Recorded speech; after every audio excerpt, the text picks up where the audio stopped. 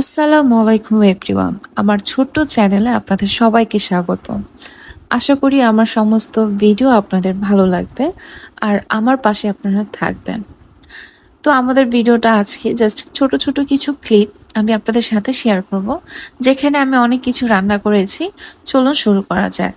আমি এখানে বেরেস্তা ভেজে নিচ্ছিলাম, কারণ আমি যা রান্না করব তার জন্য আমাকে আজকে অনেকগুলো বেরেস্তা ভাজতে হবে। বেরেস্তা ভাজা শেষে আমি এখানে ফিরনি বসিয়ে দিয়েছি। সবার কাছে ফিরনি অনেক মজা লাগে, আমার কাছে অনেক ভালো লাগে। তো আমার ফিরনি রান্না করা শেষ। আর হ্যাঁ, আমি কিন্তু খাবারটা আমার একটা ফ্রেন্ডের জন্য নিয়ে যাচ্ছি। আমি এখানে কালো ভুনা রান্না করছি গরুর, অবশ্যই। আর আমার হাতের গরুর কালো ভুনাটা জাস্ট অসাধারণ হয়, আমার কাছে পার্সোনালি অনেক মজা লাগে। ইভেন আমার আমার হাতের গরুর মাংস যারা খেয়েছে তাদের কাছে অনেক ভালো লাগে।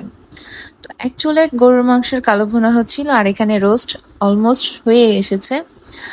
দেন আবার এখানে গরুর কালো ভুনাটাও শেষ পর্যায়ে প্রায়, বাট আমি আরো কিছুক্ষণ চুলায় রেখেছি, যেটার ক্লিপ নিতে ভুলে গিয়েছি। এখানে আমি বসিয়ে দিয়েছিলাম হচ্ছে কাচ্চি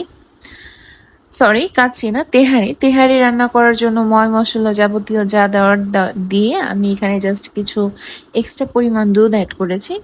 তারপর এটাকে ভালো মতো নাড়াচাড়া করে মাংসটাকে ভালো মতো কষিয়ে নিয়েছি। মাংস কষানোর পর আমি আর একটা পাতিলে চাল কষিয়ে নিয়েছিলাম। এখানে পোলাও যেভাবে রান্না করে আমি জাস্ট ওইভাবেই চালটা কষিয়ে দেন মাংস অ্যাড করে দিয়েছি। আমি কিছুক্ষণ নাড়াচাড়া দিয়ে চাল আর মাংসটা ভালো মতো মিক্সড করে দম দিয়ে দিয়েছি। দেখতেই পারছেন কালারটা অনেক সুন্দর এসেছে। আর এটা হচ্ছে আমার বিরিয়ানির ফাইনাল লুক।